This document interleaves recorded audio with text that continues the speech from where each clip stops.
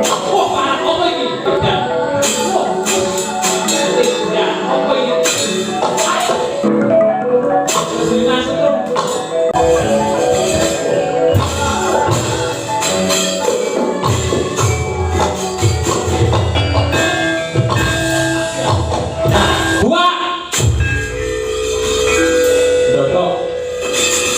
Icuk matam. Kowe ngerti tata carane maju perang utane gaman ku piye ngerti ora? Kudu nampi awur-awur. Titimbang kowe bali mung kare aran, aku takon menapa jenengmu sapa ngendi nek haram kok dadi badan piye? Piye? Watake prajurit titimbang bali niku aku mung dadi badan. Ora ditek takon kudu tukak canmu. Wong. Kurang balur ngono nek gaman jatuh kurang sekti kok ayo. Orang jorok kan kalau jangan bakat dikit itu saya ngomong. Saya itu orang sangat timbul dengan itu.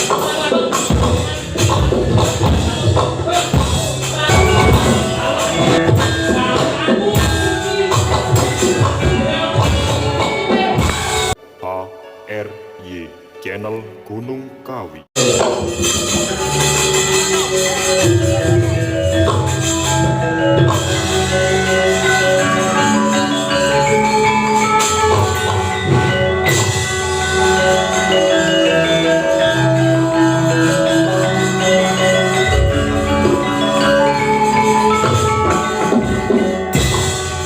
Ning tumuwung salami mung ngawasi eling lukitaning alam mung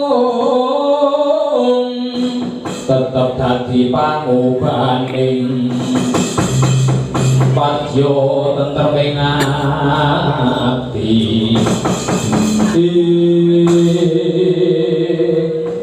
kadangku Yayi Gandarwa Suseno.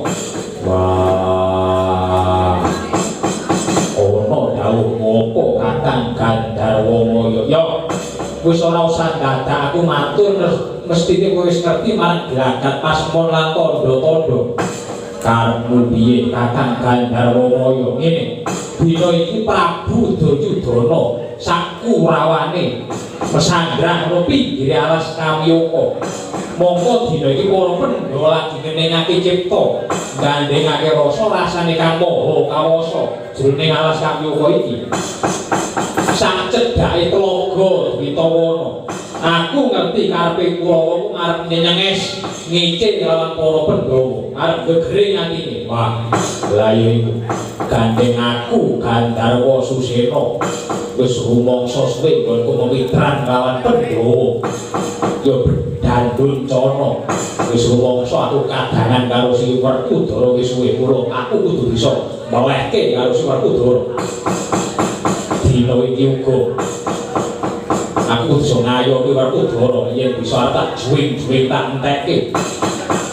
Para Kurawa sak Duryudanane jan padha semono aku ya. Aku wis suwe nggonku mewitran lawan Pandhawa utamane si Arjuna ya Janaka.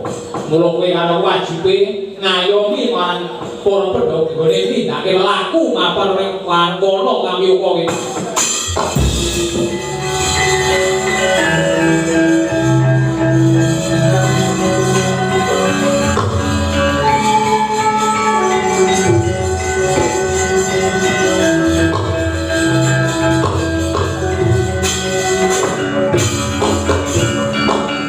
Indriya mangu-mangun pung kanduan rimang lirlena lan pongane yen kang tulusa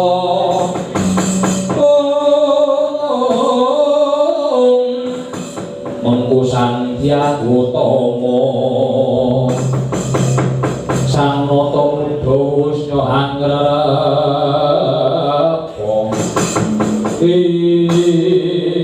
Yayi Gandarwa Susena piye Kakang Gandarwa Maya banjur karepe si Adi direke apa nek perlu Kurawa tantekne direke ae direke nyolong nek raja mengko dhisik maju dhisik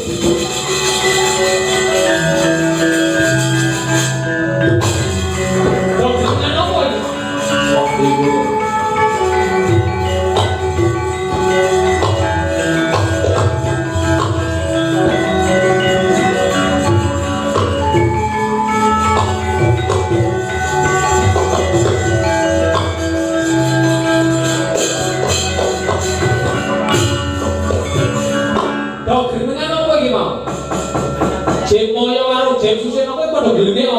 dayemen.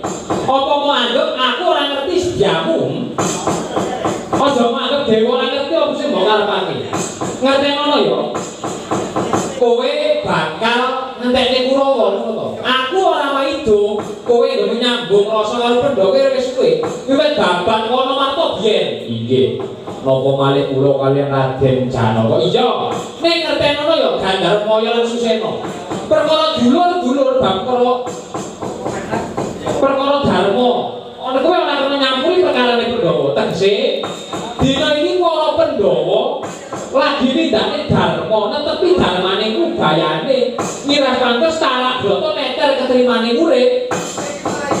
Tapa Brata nuwun karo kurbane Gusti arep dandani uripe aja mok rindu, aja mok ganggu. Karepmu karep wangi Pandhawa ngono to. Arep kok beda Kurawa. Karepmu bener ning kurang bener. Wah, arep adol bau wis sida ora kebeneran. Ayo ora kebeneran. Wong karepmu wis kleru, wis luput. Wis, ngerti sing tak lagi iki kula ngertos sampe kepan Paduka. Ning kula badhe nyuwun palilah Paduka. Nyuwun palilah apa? Kula badhe mirang-mirangaken kaliyan Kurawa. Semantun ugi kula. Kula iki badhe mirang-mirangaken Duryudana. Ya kena. Ning aja nganti mati lho ya. Nggih, kula nyuwun setunggal mawon. Nek perlu sedaya kula badhe kula wirang-wirangaken. Napa bareng kula kejahi setunggal. Nggih kula litone kali nyapa kula. Ayo kok iso mati wong kowe bangsane Gandarma. Oh ya aneh kok iki. Kowe kena mirang-mirange Kurawa ning aja nganti tekan pati. Ning nganti tekan pati aja tak kok dosa. Bakal kok lae Bathara wis jarak tonton kowe ngopo.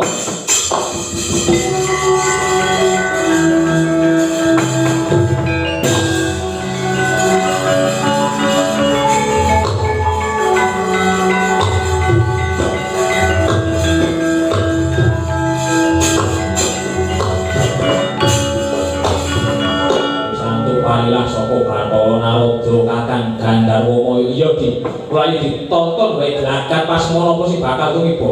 Oh, yen nganti kowe wani bucek akeh wiwit para Pandhawa takon iki musik Gandarmaya Gandharma Susena.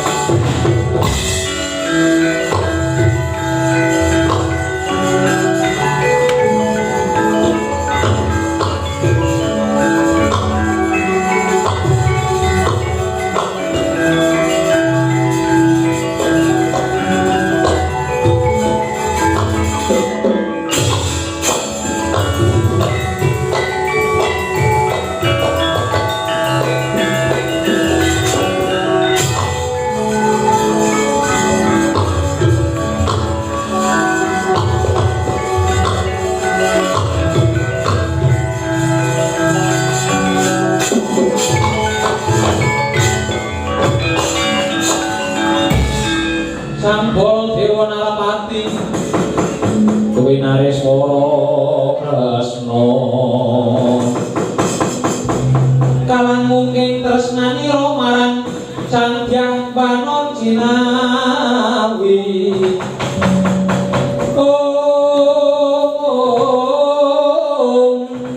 kadang estri satunggal kapisah panggenanipun mila tansah duta Sri Nalendra kalih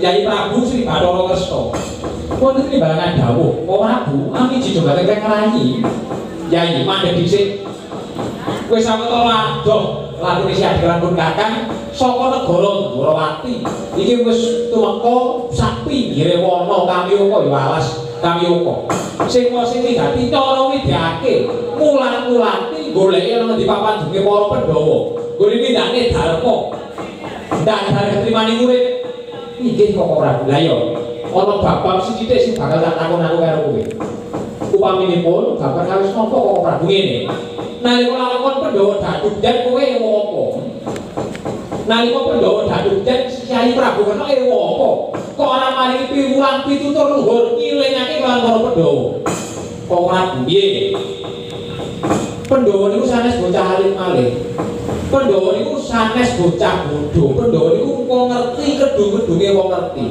napa malih Kyai Prabu Puntadewa Koko Prabu boten kira-kira nek kula ngepotaken supaya dhateng Kyai Prabu Puntadewa Yayi paduka badhe dipun pisahke kaliyan para Kurawa paduka niku badhe dipun arah kejaipun nyatanipun kados pundi leres to dawuh kula nek paduka ngertos maksudipun Kyai Prabu Puntadewa pripun Koko Prabu kula boten napa-napa ingkang misahke kula nika menawi kadang kula piyambak utawi Kurawa pripun jopi Pandhawa niku sanes lare alit malih Koko Prabu lah siapa banjur kok apa? Kula nalika semanten negari Dora nampi nawala penantang. Kula ngertos nalindra saking tanah Sabon Bram kok utusanipun Sengkuni ingkang pancen nyejo dhateng riwuhe negari Ngastina supados kula boten nyumurupi kahanan negari Ngastina Pandhawa niku adon-adon dadu kula wajar. Yen ana lakon kaya ngene iki sing dudu mesake dudu sapa-sapa tak saiki adikku ora ireng. Malah tak lelehke. Kowe biyen arep dipek Burisrawa pamane dadi bojone Burisrawa slamet urip ora darang-darang. Satemah rina wengi anane mung nangis. Banjur aku nganti karo jadi goleki papan duwe Pandhawa. Nggih. Kowe dinten kok mau gelak wanci bidal wonten pundi di papan duwe para ya. Prayogane kaya ngono ya. Ning nyuwun sewu paduka sampun ngantos mengke tegesipun ngremehaken dhateng Pandhawa lho nggih. Ngremehaken piye? Ngremehaken piye? Nyuwun sewu paduka sampun matur ngeten.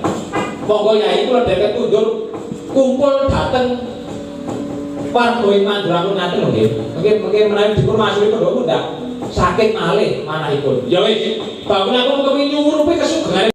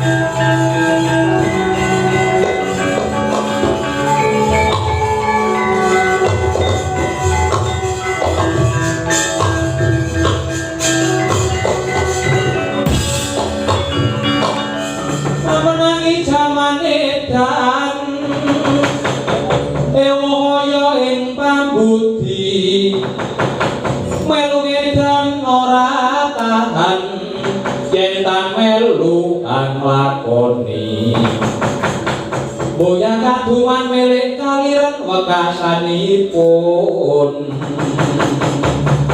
dilala kersa alah bejo bejane kang lali luwih bejo wong eling lan was padha terus surawi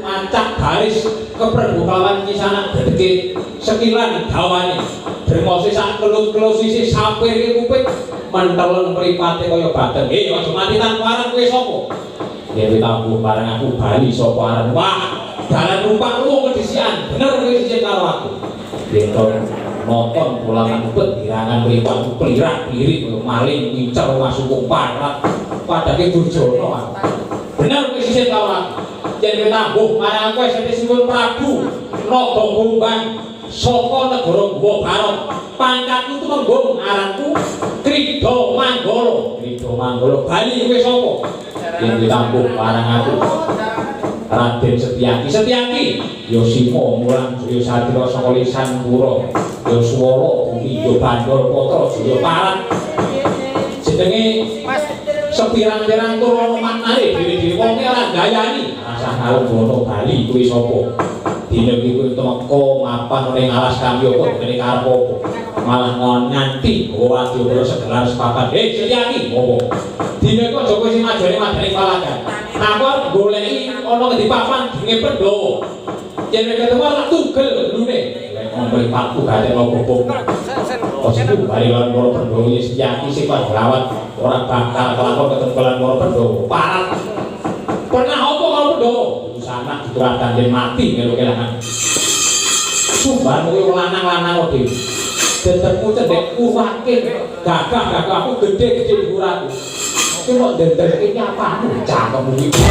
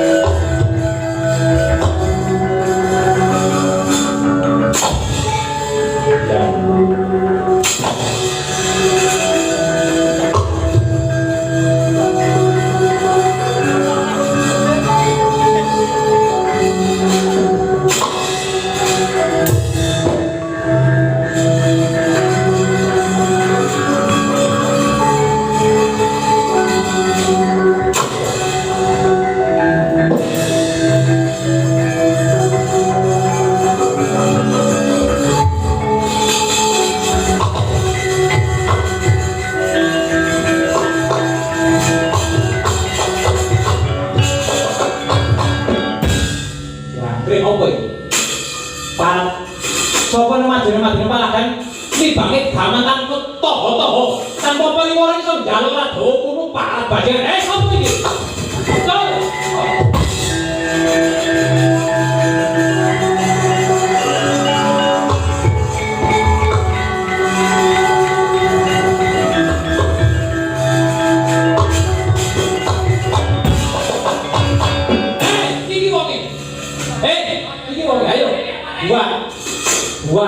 Buah. Dodok. Icuk mata. Kowe ngerti tata carane maju perang utane gaman ku piye ngerti ora? Kudu nampi awur-awur. Tinimbang kowe bali mung kare aran, aku takon menapa jenengmu saka ngendi nek haram. Yen kowe tampuh marang aku kesete Sinten Prabu Naga Kumbang saka negara Gowa Barat. Jenengmu sapa? Suramadindo. Suramadindo dasar kono to wis apa lek nomor batu baten Naga Kumbang to andel Prabu Baladewa. Kusuma kali kita bantenge tanah Jawa iki wong iki. Yen tak balik tak kena ilingake timbang bali mung kare aran, boko ana gamen gulungan genderamu. Aja nang gawe kisah ning jroning kono kami apa? Wateking prajurit timbang bali kira luwung dadi badan piye? Piye? Wateking prajurit timbang bali kira luwung dadi badan. Ora bisa ditakon dublak tukak cangkemmu. Wong.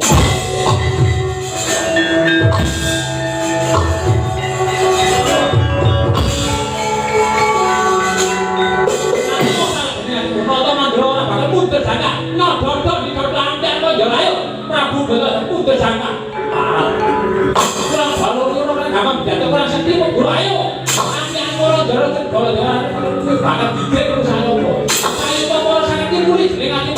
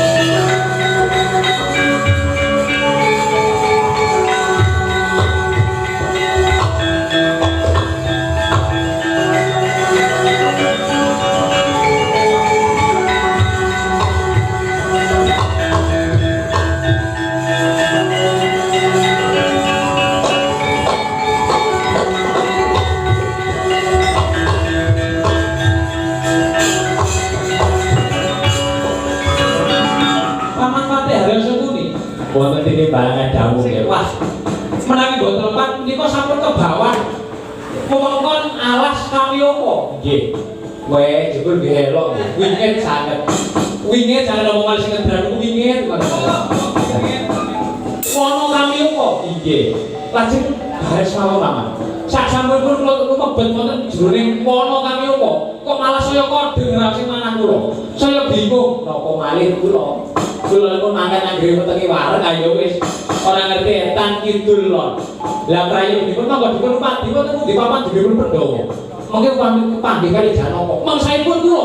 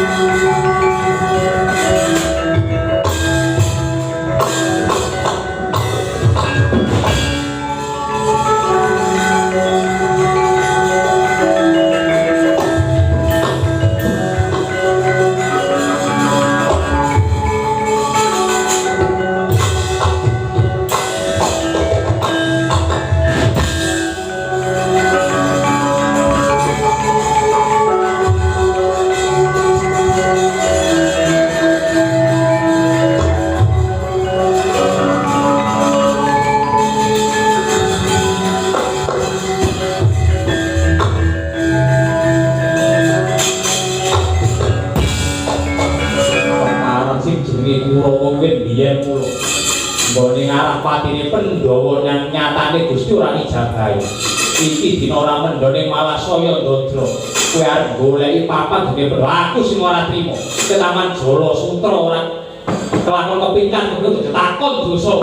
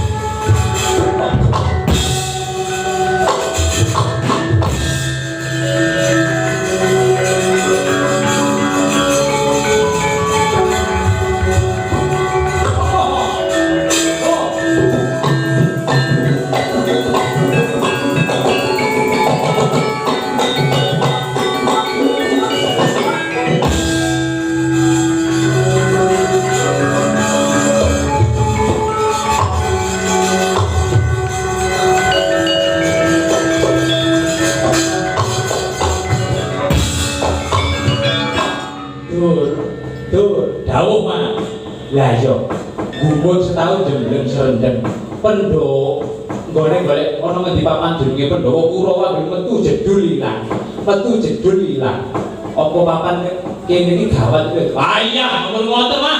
Kula kan jane mung prindang-prinding mung kula meneng mawon. Mau ora nggawa sajen kok. Ah, sajen-sajen opo? Niate mriku seneng-seneng kok golek sajen malah sampeyan iki. Lah iya kuwi. Aku ki mung gumun, kamu kok para urung disebar cacahe ana ngendi papan dununge. Lah kok malah metu jedul ilang, metu jedul ilang. Wah, kok sujana jroning atiku iki apa iki? Man mriku mati. Dur apa iki pun duka niku, Pak.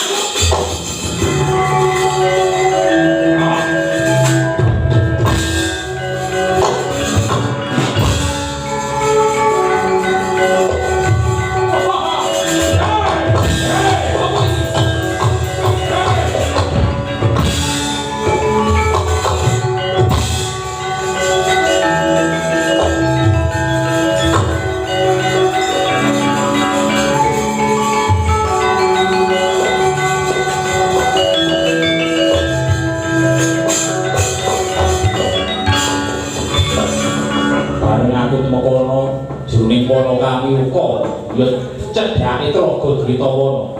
Kahanane kok saya peteng gedhet dasare setengah wengi. Ya jajak tak golekane mung papan dununge. Pandhawa utamae ora kudu golek itu nasib.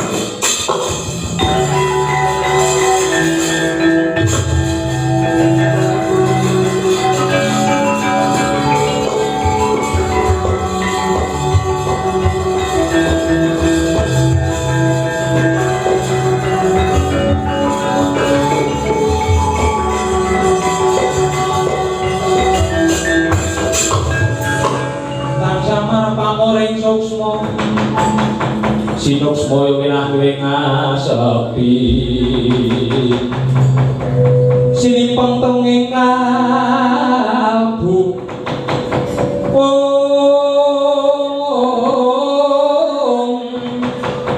pambukaning warana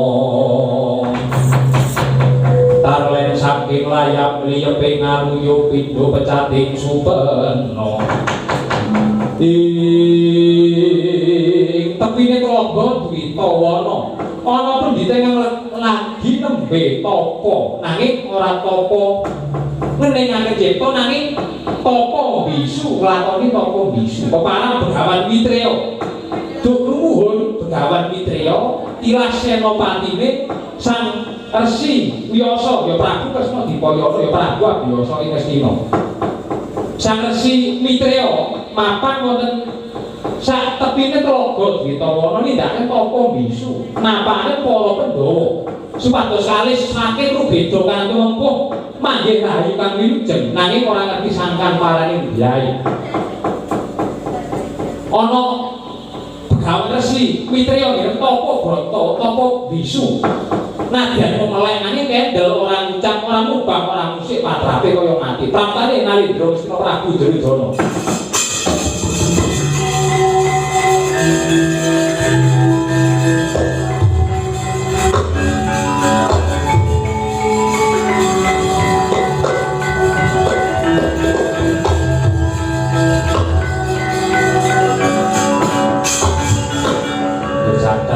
jagat Pangestumpara Sang Brahmana dina iki aku nderek takon karo kowe apa ngewang-ewangi karo Pandhawa iya kowe ketoke tapa brata apa kowe ngewangi Pandhawa Mara Dadi Wangsulana sapa jenengmu yen perlu duduhna ana ngendi papan dununge Pandhawa mengko yen kowe bisa nuduhake ngendi papan dununge Pandhawa kowe bakal tak paringi ganjaran sing sak murwate ditepungake aku Narendra Kresna Prabu Duryudana kowe sapa pendhita kok parat kowe ngilani gane Prabu Duryudana ya ngono ora ketok iki meleh sejate kok meneng wae karo apa pendhita sapa jenengmu ana ngendi papan dununge Pandhawa kok parat ngilani gane Prabu Duryudana golek padas asat ora mati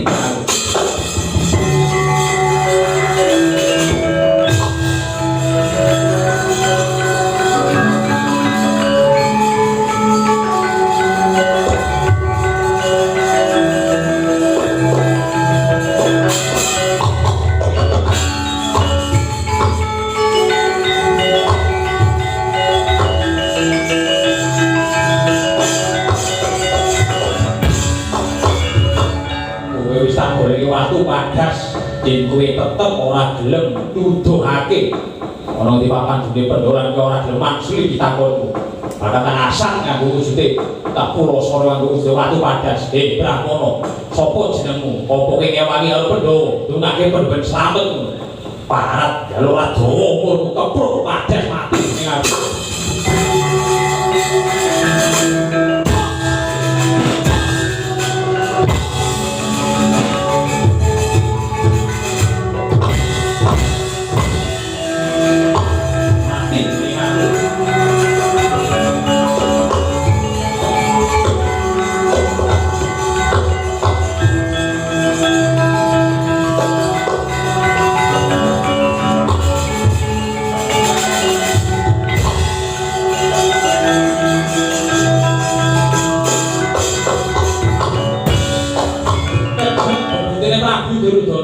ngerti sangkaning dirahi centok Begawan Mitreya nembe nindakake tapa bisu nadyan melek nanging ora kersa ngendi kok pancen nindakake tapa bisu eling-eling Prabu Duryudana kejam ngomongis dipun asap mami padas kaya jinempone angin ilang saka pandhuran ana swara ngangkasa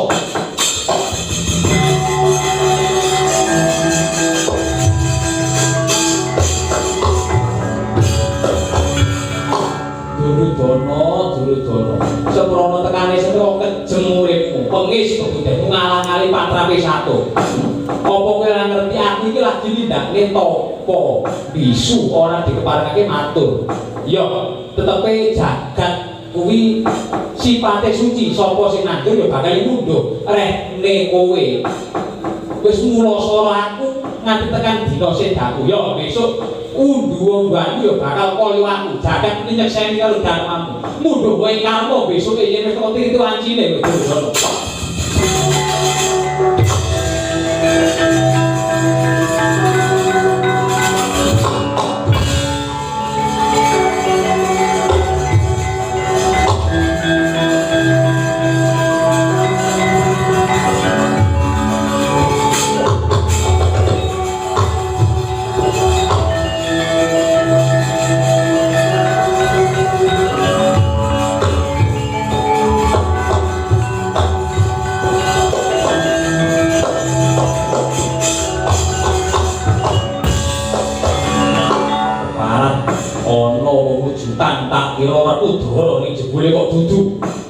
bobo nganti bungah rasane.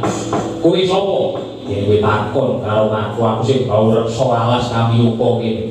Jin Susino ya dandun macana kowe sapa? Nalindra Ngastra Prabu Duryudana. Aku ngerti sediamu kowe takon arep goleki Pandhawa ya ngono ora. Aja ngura-ngura lagi nindakake dharma kewajiban nggon iki. Yen kowe ngura-ngura dudu sapa-sapa tandine tandinge aku Gandara Sirwa. Aku mati dening aku.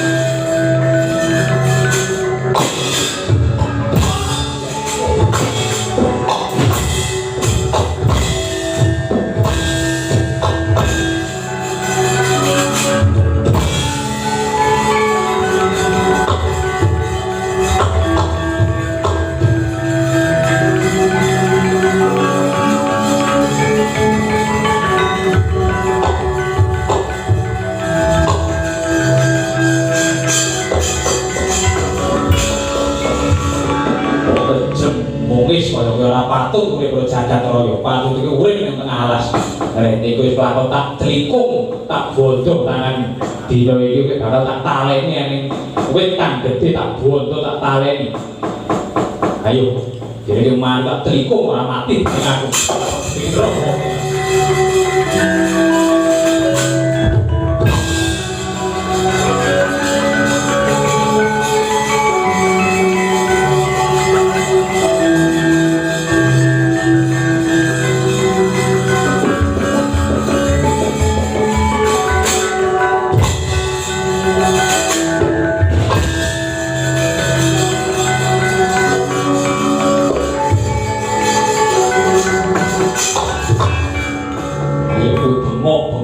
Jalu turun kowe Duryudana. Ora mesti ngerti kowe yen tak bondo tak klikung. Dina iki kowe tak cencang ana wit-witan. Tak taleni nganggo penjalin cacing, tak rut sikilmu, tak bokok tak klikung. Rasakno sapa sing wani nguculi bandamu. Mungsuhe aku Gandara Maya.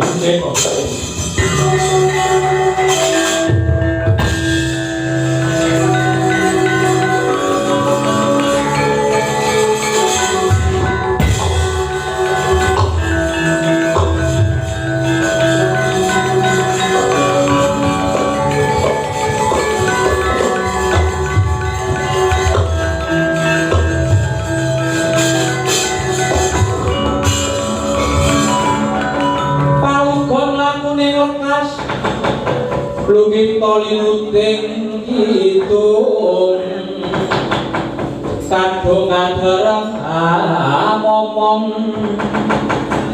memangun manah ayu tanah golong gumolo manah cukara karnani ropus pitowang salang semon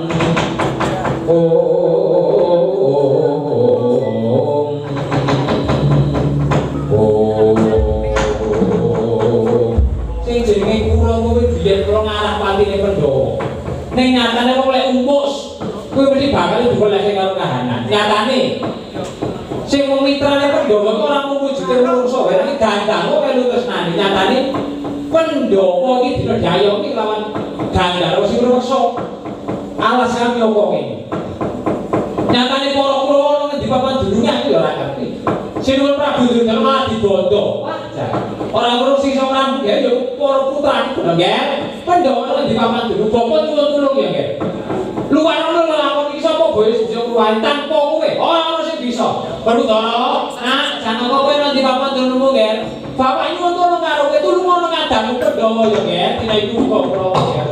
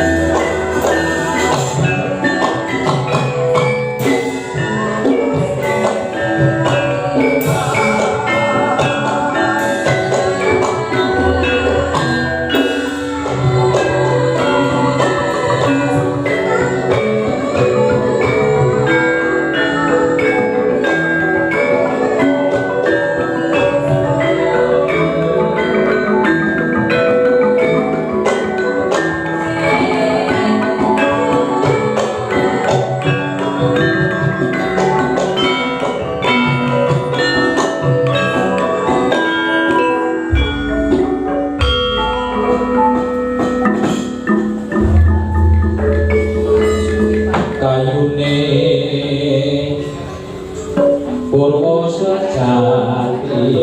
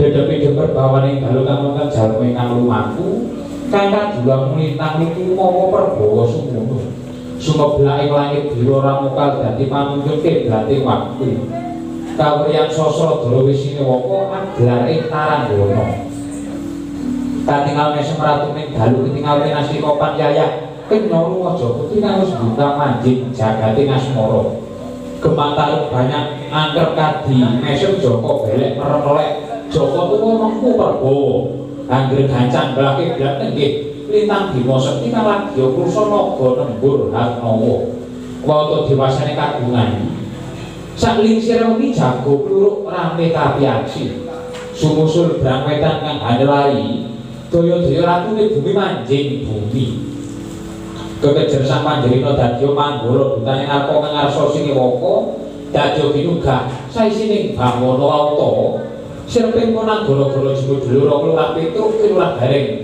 Sumawana bako medal wonten ing Rarangga kinarya ngurmati jebul dulur Padmana kawan catur lampahi lamun Cinandra kaya Ustama kaya tlatah Banyumas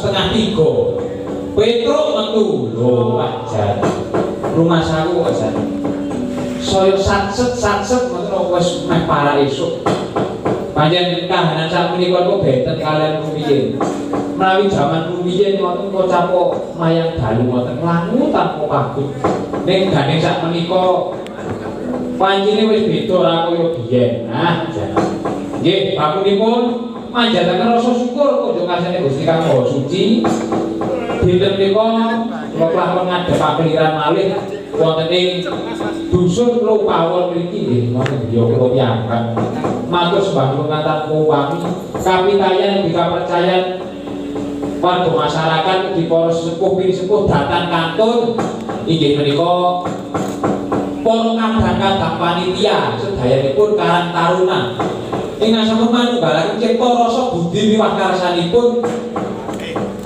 paring dawuh dhateng kula kena ngadhep pakliran mapan wonten mriki nggih matur bangun dene sing jenenge Dipitoyo iku nggih sak-saged badhe kula tindakaken ya ora kanggo piye carane piye kudu mandang gawe mila kula tebih dari kata sempurna mesti kata lepat bakunipun sowan kula mriki mboten gadah ujug niat golek duit babat pisan mboten bakunipun mung pengin urun-urun rembug lantaran kabudayan dongane nirasaken nirakati dusun kula piyambak dasaripun kula utah darah mriki nggih kelahiran Lopawon mriki nah aturaken dugi nuwun mbok mereka sementerkan midhangetaken rencani melehan tirakatan matur sembah nuwun bangunipun derek dedonga memuji wiwit saking Pak kami tuwa warga masyarakatipun sedaya sepuh anen alit ageng sedayanipun kalonggah mapan wonten dusun Lopawon mriki sakalipun ngawontenaken bahagian bersisih dusun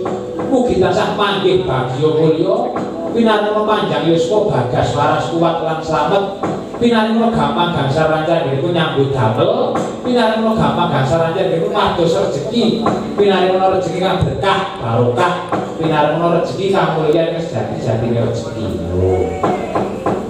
dipun tebihaken balak bilaine susuker sakit wabah penyakit sampun ngantos tumama tanem tuwe nggih ngaten saya ngrembuyung panene saya kathah sing pun nggih pun tetapi dipun ikhlasaken bakune ndonga marang Gusti dipun panenipun saya ngrembuyung tangguranipun saya ijo royo-royo mengke saya kathah panenipun tambah melimpah berkah barokah amin dipun paringi nikmat sehat sempat lan iman nikmat sehat sehat awake niku titihane napa sehat pikirane sehat atine sehat awake iku jenenge nikmat sehat lan pun diparingi nikmat sehat nikmat sempat saged sowan ngadhep pakliran wonten ing mriki dadi sing jenenge sehat niku jane mboten kok larang regane mboten murah lah carane pripun dijogo kesehatan tubuh kesehatan jiwa raga nek dokter niku kan namung ngarahaken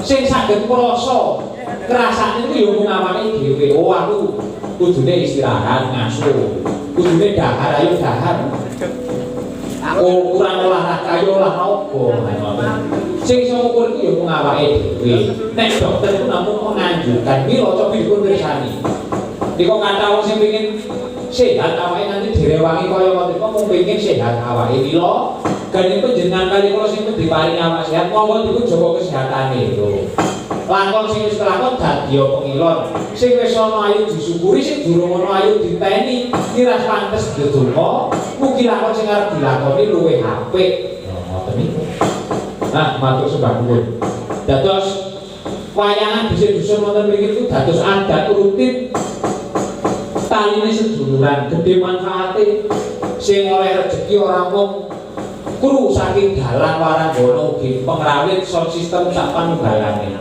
para bakul sing wiwit dina winginane nggih pun angsal rezeki dadi sing jenenge berkah barokah niku nggih berkah itu rapi wong liya nyatane para bakul kathah sing sampun didagang lho dasaripun warga masyarakat ing dusun Lopawon mriki samya sayung saewa raya guyub rukun bandol lopol nyatanipun ngawontenaken nggih menika karnaval itu luar biasa regen gayeng tanpa manunggaling tekad semangat mboten dadi acara sing kaya ngoten. Ya mergo kompake, mergo rasa tresna, melu duweni rasa handar ben yen iki bumi kelahiranku, iki bumi utanggarku. Ya ayo, gane iki ambal warsa ulang tahun utawa sedekah butuh bersih. Ya ayo sak bisa-bisa tak wujudke. Ya kurban jiwa kok ya tenapa bahkan harta bendane ngoten. Matur sembah nuwun. Dadi itu bukti sibak biyen niku luwih becik antuk banyu sing sethithik ning bisa nambani rasa ngelak ketimbang oleh banyu sing akeh ning nginterake karo awake. Mergo sing jenenge sugih iku dumunung wonten rasa cukup. Oke durung karuane cukup, siji malah pura ndadekke kulit daging. Ngoten niku. Mila bola-bali lakon-lakon adiye niku mergo rasa trima, mulyane niku mergo rasa syukur, sugihe mergo rasa cukup, tentreme mergo rasa sabar, marme mergo rasa trima. Jadi sing lagi nampa kahanan nembe nandhang lelakon kula dungake nembe gak rampung kahanane penandhange gak padhang. Sing nembe nandhang sakit enggal waluya jati jare temah waluya malih. Sing dereng oleh rezeki gak pikantuk rezeki sing sejati sejatine rezeki ngoten niku. Dadi sing jenenge wong urip kuwi iso ngucap syukur nalika nampa kanikmatan. Bisa ngucap sabar nalika dicoba lan nampa bilahi. Bisa lira nalika dicoba. Lho. Yen lagi waras, ya iki kok yen lagi awake lara ngoten niku. Yen lagi rame tanggapan, iki kok yen lagi sasi sepi. Kok biasa ora tau wujud vapor kok nganggo vapor bareng nek kemaki. Datang kocok motor bareng mawon tukang kelas. Ora tau leren. Ben kestruk cangkeme. Ya ora ngono yo menggo lho oleh-oleh kok saja. Niki mboten napa-napa bucano kok. Yen lagi sugih, yo iki yen lagi jaman berjuang. Kok bakune menungso yen lagi diujo iku aja banget-banget menika karo padha padane. Yen lagi ning isor aja banget-banget terus kula ditampa kanthi lila legawa sabar, mungkin bakal yen nampa nugraha.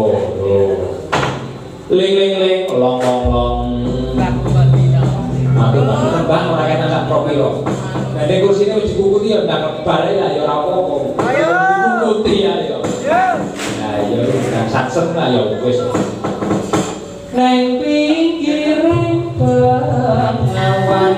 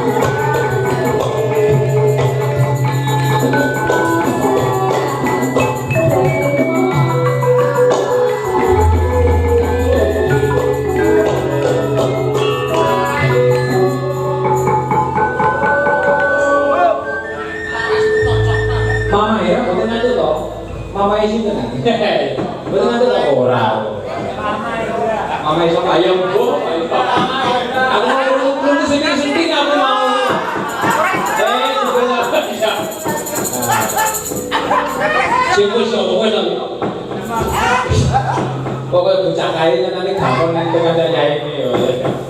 Aku kok bablas mulia ya.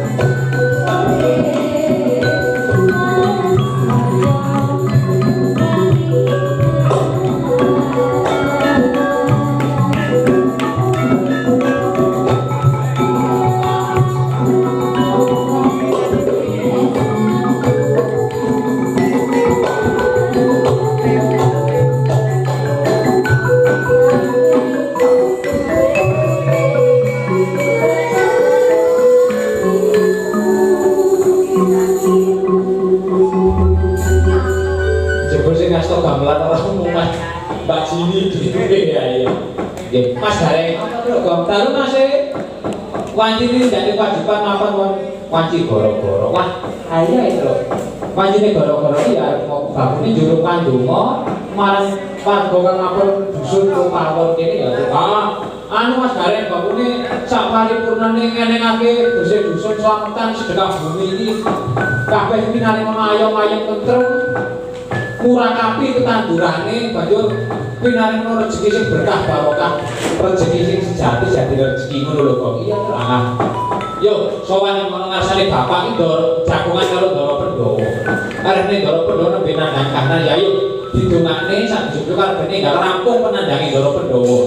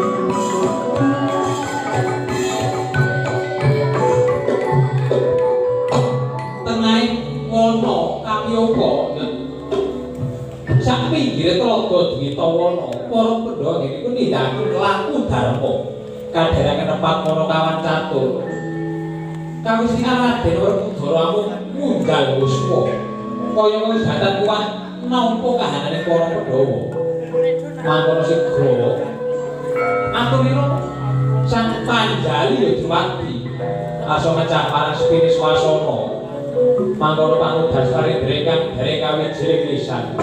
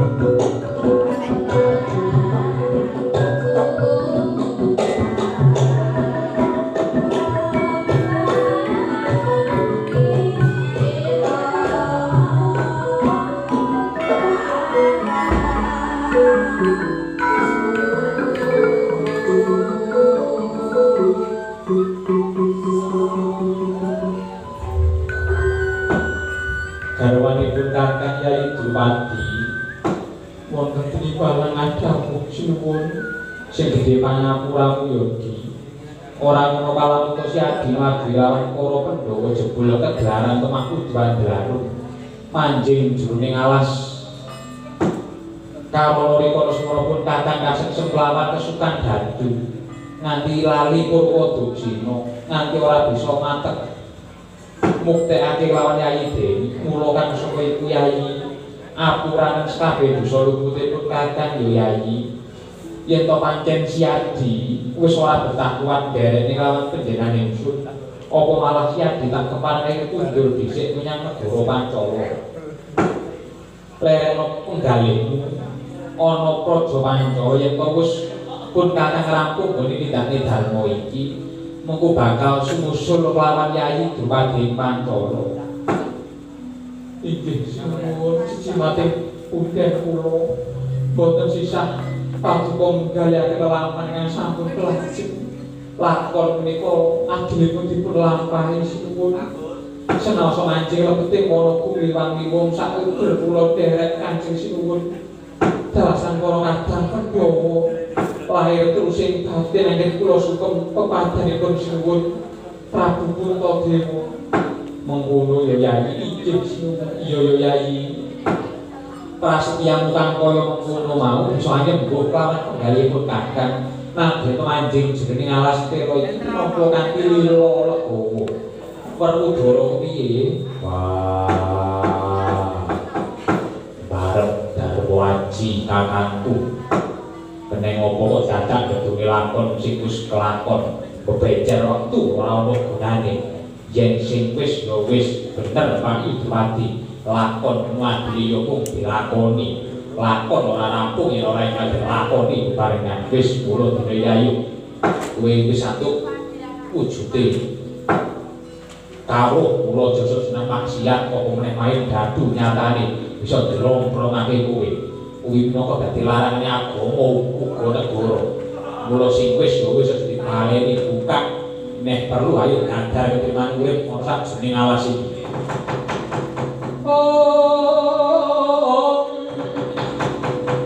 panodhae wasitaning ati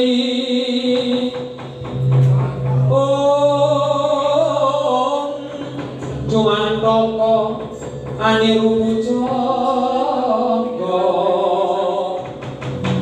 dahan muda ing batine nanging kedah dinunggung tangruh lamun kekenge semi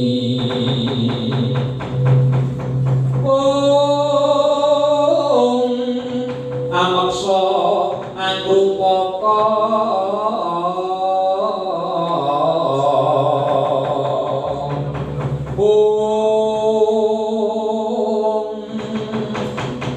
posokan kelantur tutur ketula-tula pinaladhen rinuruh lawan mripadanging sasmita mripadanging sasmita